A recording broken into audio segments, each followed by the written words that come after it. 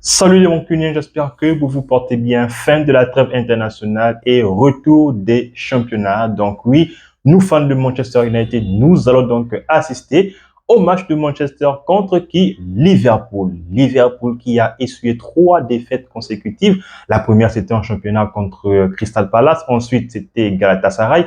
Et la dernière, c'était contre Chelsea. Heureusement que ce soit pour Liverpool ou même pour Manchester United, la trêve internationale a fait du bien aux deux équipes et aux deux entraîneurs parce que pour Ruben Amorim, il était vraiment sous la sellette. Il y avait donc beaucoup de bruit, beaucoup de rumeurs ici et là qui envoyaient Ruben Amorim clairement au balango. Et aujourd'hui, force est de constater que pour non seulement Ruben Amorim, la victoire contre Sunderland lui a fait du bien parce que Manchester United a donc gagné 2-0 contre le premier Sunderland, un promu qui était, je tiens à le préciser, 6e avant la rencontre contre Manchester United. Et puis, Manchester United était, je crois, 10e, 11e, voire 12e. Donc, de l'autre côté, nous avons un Liverpool qui veut absolument essuyer ces mauvaises défaites-là, cette mauvaise passe. Et de l'autre côté, nous avons une équipe de Manchester United qui va essayer de pouvoir enchaîner 2 victoires consécutives parce que à Old Trafford, ça commence maintenant à devenir un peu récurrent, les victoires s'enchaînent, mais à l'extérieur, c'est là où le bas blesse. Donc, Manchester United va essayer d'enchaîner 2 victoires à domicile et à l'extérieur, mais cette fois-ci, ce sera à Liverpool. Et de l'autre côté, Liverpool avec Arne Slot va donc essayer de stopper l'hémorragie. Alors, oui, la famille, dans cette vidéo-là, nous allons donc voir ce que va donc nous donner, on va dire, le match of the day, limite le classico anglais, parce que qui dit classico dit donc les deux équipes qui ont la plus grande rivalité. Donc, nous allons donc voir, dans un premier temps, les absences des deux côtés. Ensuite, nous allons donc voir le classement, ce qui distancie aujourd'hui ces deux clubs rivaux-là. Nous allons donc faire la distinction entre les forces de Liverpool et Manchester United. Bien évidemment, nous allons donc montrer, voilà donc l'effectif de ceux-là qui seront donc sur le terrain, limite ceux qui seront titulaires. Donc oui, si vous n'êtes pas encore abonné, les gars, n'hésitez pas à vous abonner. Donc nous faisons des vidéos de Manchester United donc chaque semaine. Sinon, restez bien assis confortablement et la vidéo commence tout de suite. Alors la famille, rentrons directement dans le vif du sujet parce que dimanche, ce qui est sûr et certain, c'est que les deux équipes vont se rendre coup pour coup, sachant que les deux ont clairement un objectif à atteindre après cette rencontre-là. Donc, du côté de Liverpool, parce que oui, Manchester ira donc dans un stade où, voilà, c'est clairement compliqué depuis maintenant près de 10 ans parce que la dernière victoire de Manchester United remonte en 2016. C'était un but de Wayne Rooney à Anfield. Donc, depuis cette période-là où Manchester United est allé gagner à Anfield, Manchester n'a plus jamais rebattu Liverpool à Anfield en première ligue. Donc là, c'est clairement une statistique qui montre, on va dire, la difficulté qu'a Manchester envers Liverpool.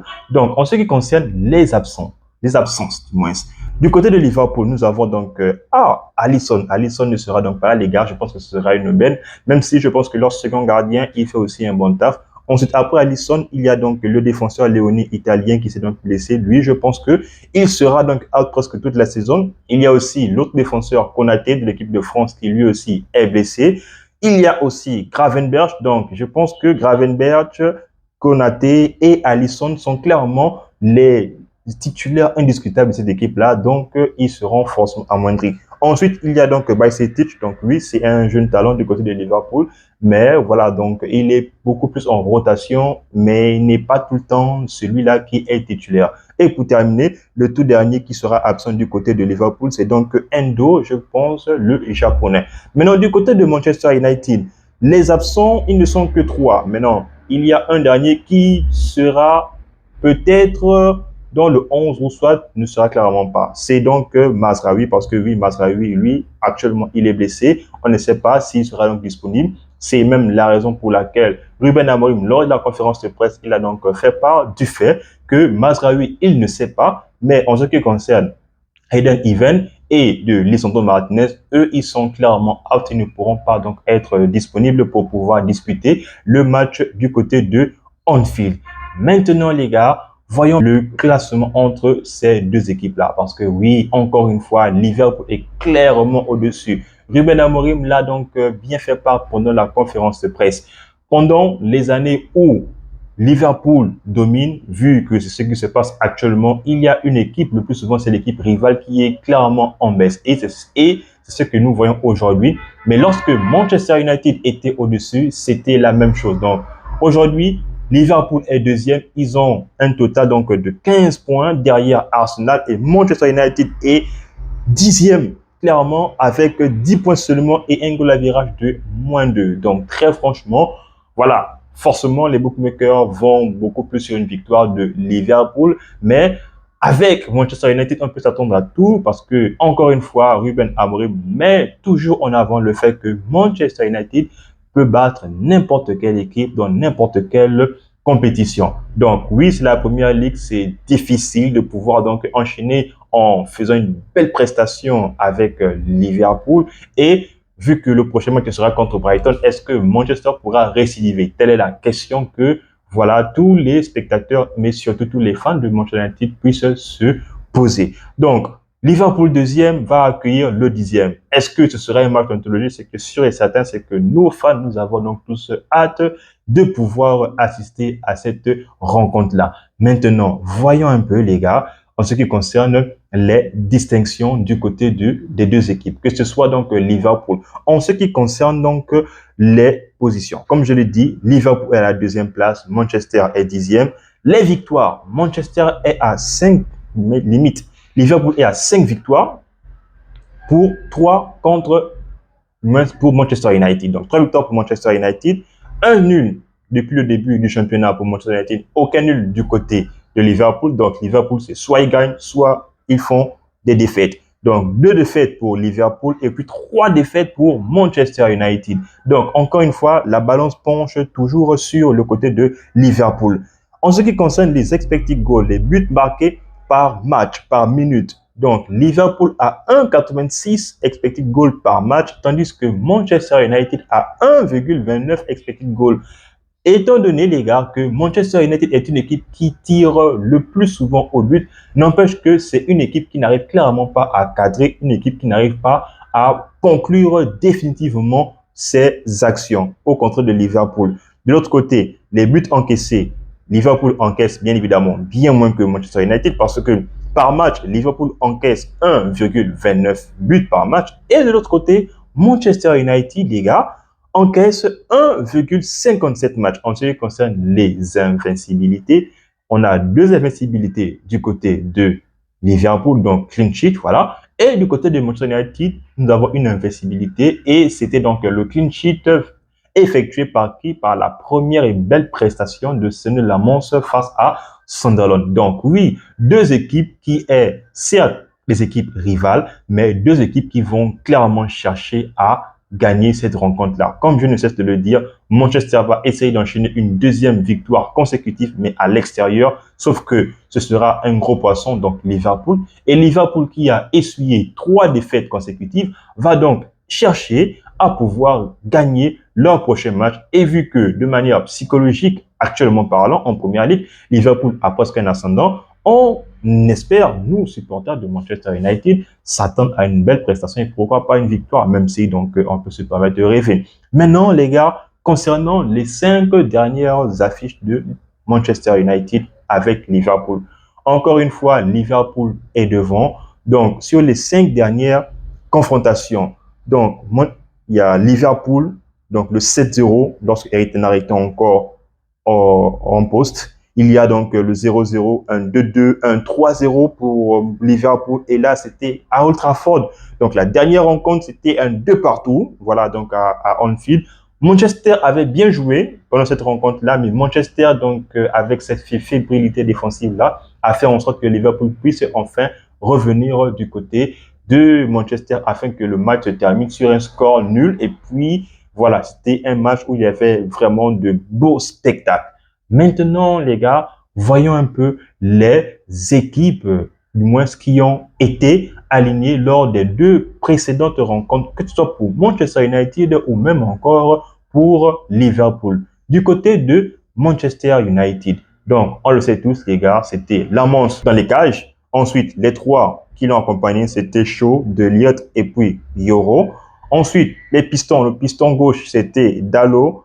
Le piston droit, c'était Amad Diallo. Ensuite, les deux milieux étaient, du moins, Bruno Fernandes et Casemiro. Et l'attaque était animée par qui? Mason Mount, Sesko et puis Brian Mbeumo. Très franchement, les gars, avec cette équipe-là, je pense que Ruben Amorim va sans doute emmener encore les mêmes gars. À l'exception peut-être donc de Dalot, où je pense que Dalot sera peut-être, voilà, je dis bien peut-être parce que je ne suis pas Ruben Amorim, peut-être donc remplacé par Dorgu, parce que on le sait, donc quand Manchester joue contre Liverpool, avec tous les entraîneurs qui sont passés, j'ai remarqué que ces entraîneurs-là ont cette manie-là de toujours vouloir jouer en mode défensif.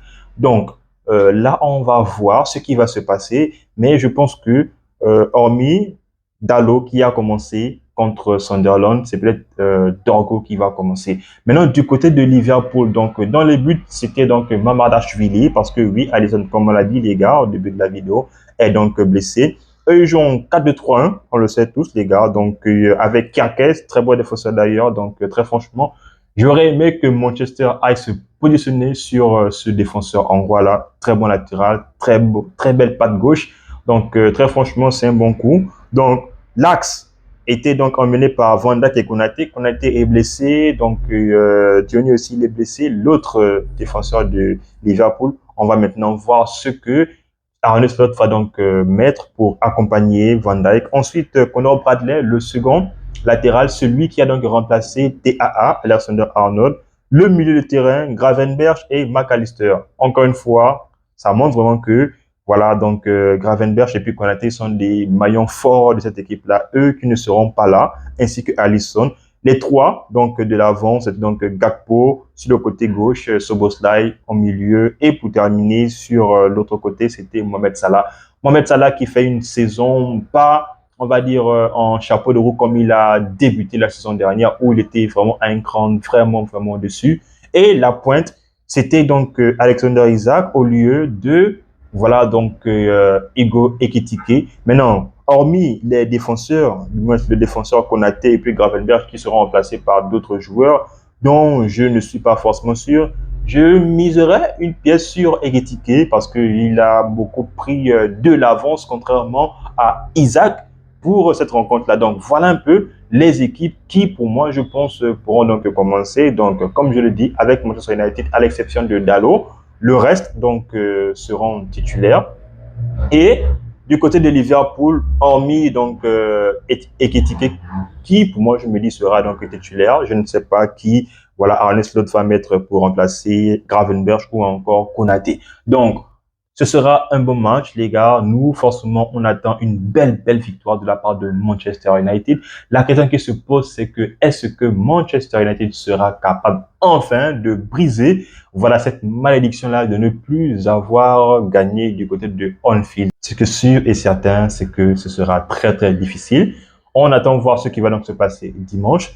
Donc, forcément, Liverpool va être favori. Manchester sera le gros outsider. Est-ce que je vois Manchester s'imposer? Très franchement, ce sera difficile. Mais essayons donc de voir avec nos forces actuelles. Je me dis qu'avec la position de Liverpool, non seulement ils sont deuxièmes, mais aussi ils ont perdu pas mal, ils ont pas mal de blessés. Donc peut-être bien que voilà, Manchester United peut faire une belle prestation et peut-être que Manchester United peut au moins revenir de Anfield avec un match nul. Maintenant, est-ce que le milieu de Manchester va être solide parce que Casemiro et Bruno Fernandes, on sait que lorsqu'ils jouent contre une équipe qui a des très bons milieux, c'est vraiment difficile pour eux de pouvoir donc contenir ce milieu de terrain-là. Ce sont des grandes interrogations. Donc, rendez-vous dimanche donc pour regarder le match donc de dimanche entre Liverpool et Manchester United. Nous, forcément, en tant que fans, nous attendons une possible victoire inespérée. Mais sinon, je mise sur un match nul, voire 0-0 ou bien 1-1 ou pourquoi pas 2-2 comme la saison dernière. Sinon, les gars, vous dites-moi en commentaire donc si vous voyez Manchester gagner ou Manchester perdre dans tous les cas, peut-être bien faire un match nul. Je me ferai une joie de vous lire. En attendant, si vous avez aimé la vidéo, n'hésitez pas à me le dire. Sinon, on s'abonne, on reste en santé, mais aussi et surtout, tous mancuniens.